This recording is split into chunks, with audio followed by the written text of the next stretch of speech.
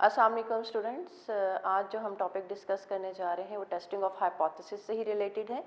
अभी previous lecture में मैंने आपको जो है एक टॉपिक स्टार्ट करवाया था। फर्स्ट टॉपिक था टेस्टिंग ऑफ हाइपोथेसिस का for population parameter mu for large sample. हमने वो काफ़ी डिटेल में डिस्कस किया था कि जो हाइपोथेसिस हैं जब वो टू टेल्ड हाइपोथेसिस हों हमने उसको कैसे डील करना है, स्टेप बाय स्टेप मैंने एक एक चीज़ एक्सप्लेन की थी।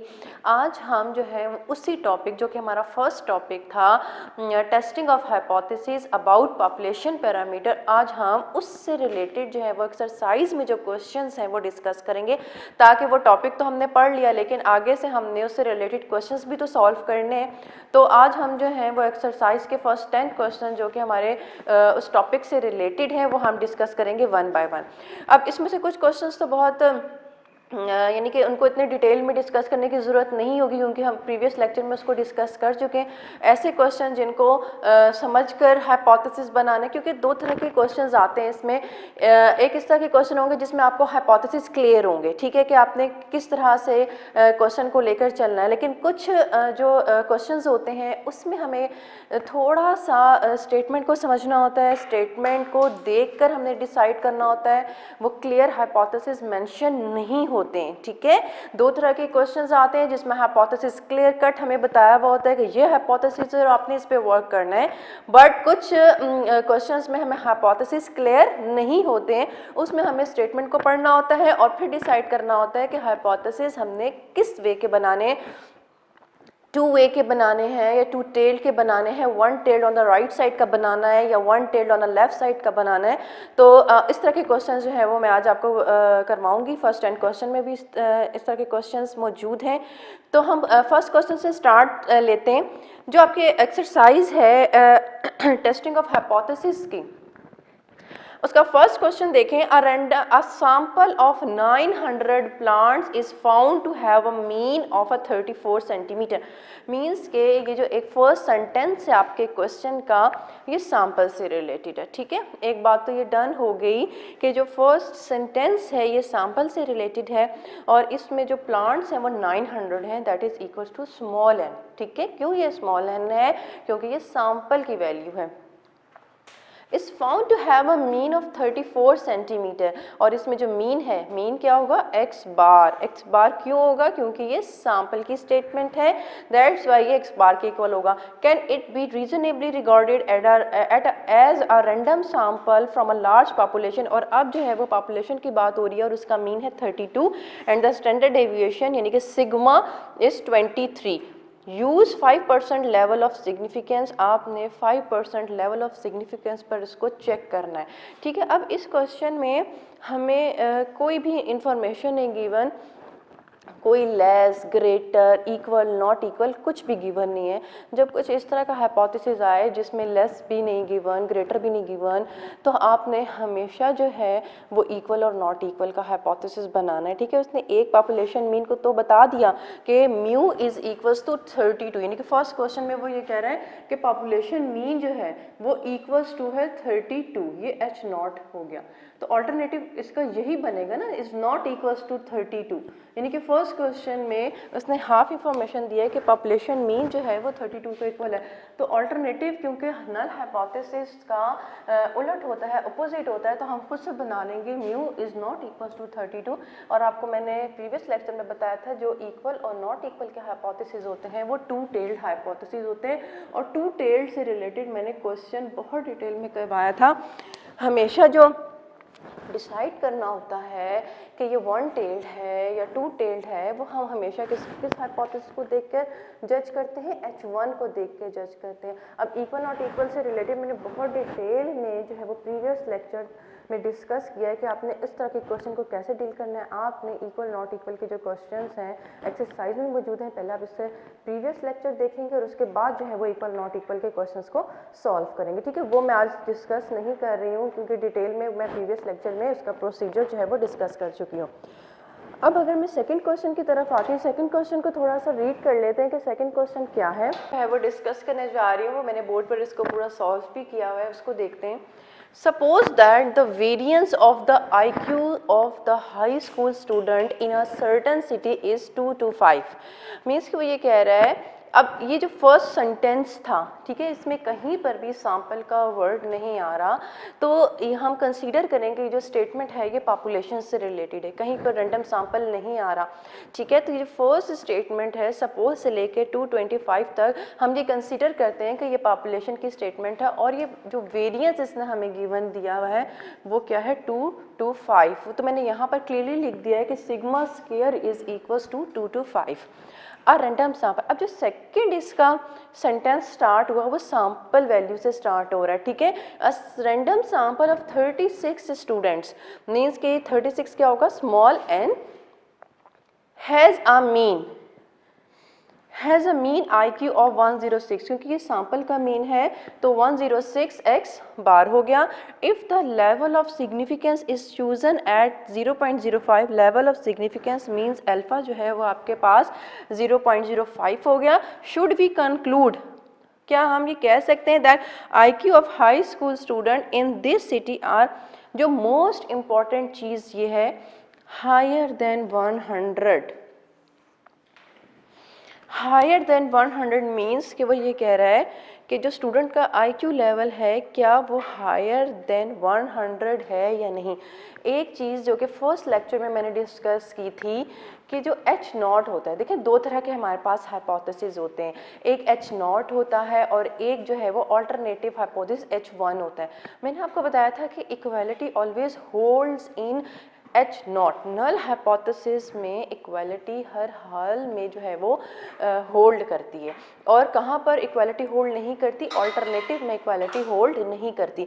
अब यहाँ पर मेरे पास जो इन्फॉर्मेशन है, मैंने जो हाइपोथेसिस बनाना है वो लास्ट स्टेटमेंट को देख के बनाना, वो कह रहा है कि हायर देन 100 मीन्स कि मैं इसको ऐसे लिख सकती हूँ कि average value is higher than 100। अब ये तो इसने मुझे इन्फॉर्मेशन दे दी, लेकिन अब मैं ये थोड़ा सा कंफ्यूज हूँ कि इसको मैं H0 कंसीडर करूँ या H1 कंसीडर करूँ, कैसे मैं इसको डील करूँ।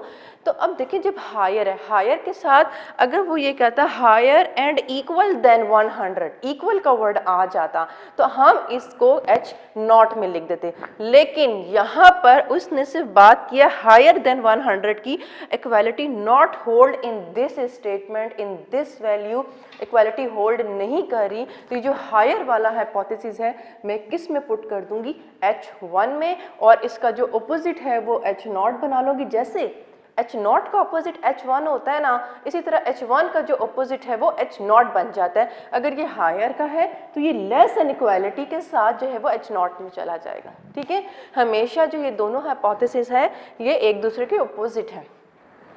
अब ये चीज़ तो मैंने बता दी, साथ में मैंने टेल भी तो मेंशन करनी है, जो कि मैं H1 को देखकर डिसाइड करूंगी, और मैं लिखूंगी कि वन टेल तो है क्योंकि ग्रेटर आगे की तरफ जा रहा है, तो one tailed on the right side. थोड़ा सा क्वेश्चन सॉल्व करने से पहले मैं थोड़ी सी आपको नोटेशंस भी दोबारा से एक्सप्लेन कर दूं कि किस सिचुएशन में कौन सा साइन जो है वो आप अप्लाई करते हैं, क्योंकि बाज़ दफ़ा यहाँ पर एटलीस्ट 100 भी आ सकता है, यहाँ पर एटमोस्ट 100 भी आ सकता है, यहाँ पर फीवर देन 100 भी आ सकता है, यहाँ पर लेस देन 100 भी आ सकता है, यहाँ पर डिफरेंस फ्रॉम 100 भी आ सकता है, कंसिस्टेंट भी आ सकता है, अनबाइजनेस भी आ सकता है। तो इन डिफरेंट सिचुएशंस में आपने किन साइंस को फॉलो करना है। एटलीस्ट अगर आ जाए तो ग्रेटर एंड इक्वालिटी का साइन आता है, एटमोस्ट आ जाए तो लेस एंड इक्वालिटी का साइन आता है, खाली लेस आ जाए तो खाली लेस का साइन विदाउट इक्वालिटी आएगा, ग्रेटर आ जाए तो ग्रेटर का साइन विदाउट इक्वालिटी आ जाएगा, हायर में ग्रेटर आ जाएगा क्योंकि इक्वालिटी तो नहीं है, फीवर में भी लेस का आएगा खाली, और एक्सेस में भी ग्रेटर का आएगा। अब बात रहेगी अगर आपके पास आ जाते हैं वर्ड डिफरेंट, डिफरेंट आ जाए, कंसिस्टेंट आ जाए, अनबाइजनेस आ जाए, अनबाइज्ड आ जाए, तो इसमें आपने इक्वल और नॉट इक्वल के हाइपोथेसिस जो है ना वो बनाने होते हैं, ठीक है। इन सिचुएशंस में आपने इक्वल और नॉट इक्वल के हाइपोथेसिस बनाने होते हैं, जबकि ये अगर एटलीस्ट के साथ कोई क्वेश्चन आ जाएगा तो आप किस में लिखेंगे, वो इन्फॉर्मेशन H0 में लिखेंगे। क्यों, क्योंकि इक्वालिटी किस में होल्ड करती है, H0 में, और फिर आप उसका खुद से ऑपोजिट H1 बना लेंगे, ठीक है। इसी तरह अगर एट मोस्ट आ गया तो क्योंकि एट मोस्ट में इक्वालिटी होती है तो वो आपने वो जो हाइपोथेसिस है वो H0 में लिखना होगा। अब हम क्वेश्चन की तरफ मूव करते हैं। हाइपोथेसिस हमारा जो फर्स्ट स्टेप था वो तो हमने क्लियरली बना लिया। उसके बाद second step level of significance का कितने % चांस है कि हमारा हाइपोथेसिस जो है वो रिजेक्ट हो जाएगा। वो क्वेश्चन में गिवन है 5% चांसेस हैं कि हमारा जो H0 है वो रिजेक्ट हो जाएगा। उसके बाद थर्ड स्टेप Z।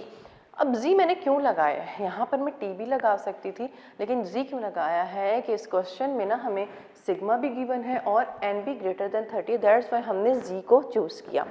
उसके बाद Z plus alpha, main point ये चीज़ है। आपको पता है कि जब टू टेल टेस्ट होता है तो 2 क्रिटिकल वैल्यूज़ निकालते हैं, एक प्लस साइन के साथ और एक माइनस साइन के साथ, और 0.05 को हम 2 टेल्ड में देखते हैं, ठीक। लेकिन जब 1 टेल्ड होता है तो अल्फा को हम देखेंगे तो 1 टेल्ड में, लेकिन जो भी हमारी वैल्यू आती है हम उसके साथ पॉजिटिव साइन लगा देते हैं, ठीक है। अगर हमारा हाइपोथेसिस या H1 जो है वो राइट साइड पे मूव कर रहा है, 1 tailed on the right side है, तो हमने क्या करना है, जो भी हमारी टेबल वैल्यू आती है हमने उसके साथ पॉजिटिव साइन लाजमी मेंशन करना है, ठीक। उसके बाद फिफ्थ स्टेप में हमारे पास क्या है कि हमने फार्मूले में अपनी वैल्यूज पुट करनी है और Z की जो है वो एक वैल्यू निकाल देनी है, वो आ गई है 2.4। Six step most important step है। अब सबसे पहले बच्चे किसी और तरीक़ों से भी एक्सेप्ट और रिजेक्ट वैल्यूज़ को कर रहे होते हैं, लेकिन मुझे सबसे ज़्यादा आसान मेथड ये लगता है, तो मेरी कोशिश होती है कि मैं बच्चों को ये वाली चीज़ करवाऊँ, क्योंकि हम नॉर्मल डिस्ट्रीब्यूशन ऑलरेडी डिस्कस कर चुके हैं, तो हमारे लिए इस डिस्ट्रीब्यूशन को ड्रॉ करना मुश्किल नहीं है, ठीक है। अब अगर मैं ये कहती हूँ ना कि सबसे पहले मैंने एक ऐसी डिस्ट्रीब्यूशन बनानी है जो कि राइट साइड पे नज़र आए, जो कि राइट साइड पे ना मूव कर रही है।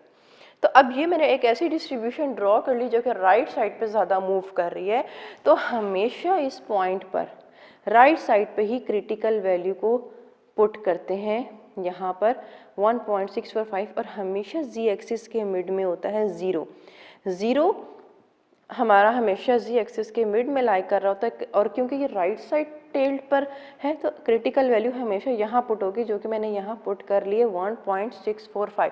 अब 1.645 से पीछे जितना भी एरिया होगा वो एक्सेप्ट का एरिया है, और 1.645 से जितना भी आगे का एरिया है वो रिजेक्शन का एरिया है, ठीक। अब हमारे पास आ रही है वैल्यू Z की 2.4। अब 2.4 क्या 1.6 से लेफ्ट साइड पर आएगी या राइट साइड पे, तो ऑब्वियस है कि ये 2.4 जो है 1.6 से ग्रेटर वैल्यू, तो ये आगे कहीं यहाँ पर कहीं आएगी, और ये वैल्यू किस एरिया में लाई कर रही है, रिजेक्ट एरिया में।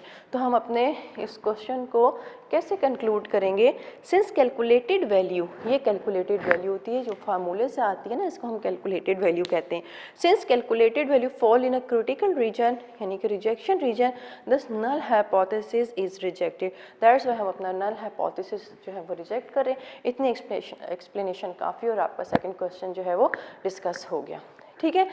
अब हम आते हैं थर्ड क्वेश्चन की तरफ। थर्ड क्वेश्चन हमारे पास है, suppose that the score on aptitude test use to determining the admission to graduate study in statistics are known to be normally distributed. जब भी नॉर्मली डिस्ट्रीब्यूटेड होता है तो ये पॉपुलेशन की बात हो रही होती है, तो मीन हो गया 500, यानी कि म्यू 500 हो गया, एंड सिग्मा जो है वो 100 हो गया, स्मॉल एन 64 हो गया, एक्स बार 537 हो गया। अब यहाँ पर हाइपोथेसिस किस तरह बनाने, क्लियर मेंशन नहीं है, यहाँ पे ज़रा देख लीजिएगा, इसकी last line third question discuss कर रही हूँ। Is there any evidence that there mean score is different, different को हाईलाइट कर लें। जब भी डिफरेंट जो है, एक तरफ वो कह रहा है कि मीन की वैल्यू जो है वो 500 के इक्वल है, तो ऑल्टरनेटिव में वो कह रहा है कि दैट इज डिफरेंट, तो थर्ड क्वेश्चन में इक्वल और नॉट इक्वल का हाइपोथेसिस बनेगा। फोर्थ क्वेश्चन पे आए। फोर्थ क्वेश्चन में सिर्फ थोड़ा सा ये है कि इसमें लिखा हुआ है कि late x is normally distributed with mean mu and sigma square, variance 100 है। मीन्स कि जो फोर्थ क्वेश्चन में जो आपके पास गिवन है ना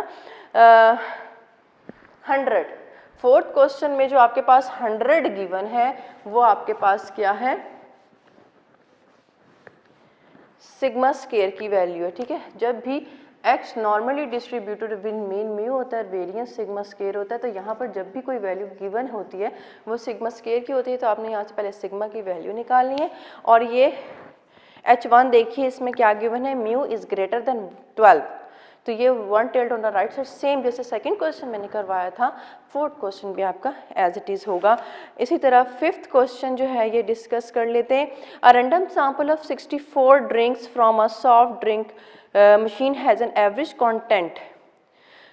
First statement, it is related to the sample values, small n is 64 and x bar is 21.5 and sigma is s, क्योंकि ये सैंपल का स्टैंडर्ड डेविएशन है, ठीक है। जब ये सैंपल का स्टैंडर्ड डेविएशन है तो ये s है, यानी कि 1.42 is the value of s, s is equal to 1.42, test the hypothesis. इसमें जो हाइपोथेसिस गिवन है वो आपको इक्वल और लेस का गिवन है।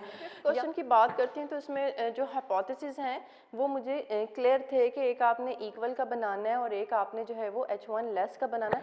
अच्छा, अब कुछ जगहों पे आपको ना हमेशा H0 जो है वो इक्वल की फॉर्म में मिलेगा, लेकिन आप इसका अपोजिट बना लें तो वो ज़्यादा अच्छी बात होगी, ठीक है। लेकिन क्योंकि हमने डिसाइड यही H1 को देख के करना होता है कि ये वन टेल्ड है या टू टेल्ड, तो आप कोई क्लियरली लग रहा है क्योंकि ये लेफ्ट साइड की तरफ मूव कर रहा है तो हम इसका आगे क्या लिखेंगे, one tailed on the left side. Second step alpha का, थर्ड जी। अब जी क्यों लगा रहे हैं, क्योंकि सिग्मा तो अननोन है, यानी कि सिग्मा की वैल्यू नहीं गिवन, एस की वैल्यू गिवन है, बट एन जो है वो ग्रेटर देन 30 है, तो दैट्स वाई हम जी की तरफ मूव कर रहे हैं। अगर सिग्मा भी ना पता हो, एन भी लेस देन 30, तो हम टी की तरफ मूव करते हैं। अब क्योंकि यहाँ पर सिग्मा मिसिंग है, क्योंकि जो हमें स्टैंडर्ड डेविएशन इस क्वेश्चन में फिफ्थ क्वेश्चन में गिवन है ना वो सैंपल का गिवन है, इसलिए ये जो एस सिग्मा जो है वो रिप्लेस हो जाएगा एस से, और जो है यहाँ पर हमने एस की वैल्यू पुट करनी है और इसको सॉल्व करते हुए जी का जो आंसर आएगा वो आ जाएगा -1.69।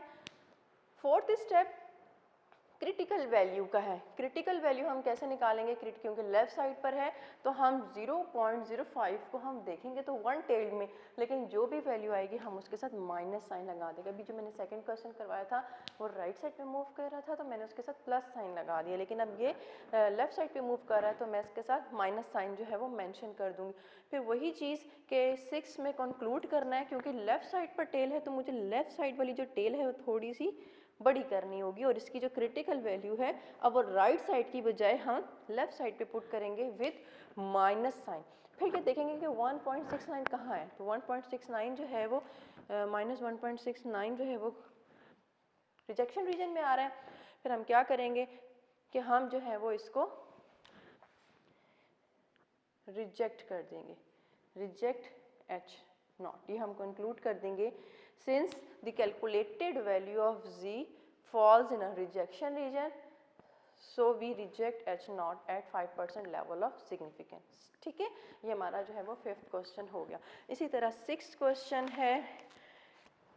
सिक्स क्वेश्चन में जो है वो आपने यहाँ पर लास्ट इसकी अगर सिक्स क्वेश्चन की लाइन देखिए तो लिखा हुआ है against the alternative that average is less, means कि ऑल्टरनेटिव आपने लेस, उसमें क्लियरली मेंशन है। सिक्स क्वेश्चन में कोई प्रॉब्लम नहीं होनी चाहिए। सेवन क्वेश्चन में जो है वो डिफरेंट का वर्ड है तो इक्वल और नॉट इक्वल के हाइपोथेसिस बनेंगे। क्वेश्चन नंबर 8 में हमें क्लियर है कि लेस का हाइपोथेसिस बनाना है। 9 में भी हमें हाइपोथेसिस क्लियर है, ठीक है। ये आपने सारे क्वेश्चंस जो हैं क्योंकि एक ही टॉपिक से रिलेटेड है, पॉपुलेशन पैरामीटर से रिलेटेड हैं, तो वन बाय वन आपने जो है वो अपने रजिस्टर्स के ऊपर ये फर्स्ट 10 क्वेश्चंस लाजमी करने हैं। इंशाल्लाह कमिंग लेक्चर में हम न्यू जो है वो इसका टॉपिक है वो डिस्कस करेंगे। अल्लाह हाफिज़।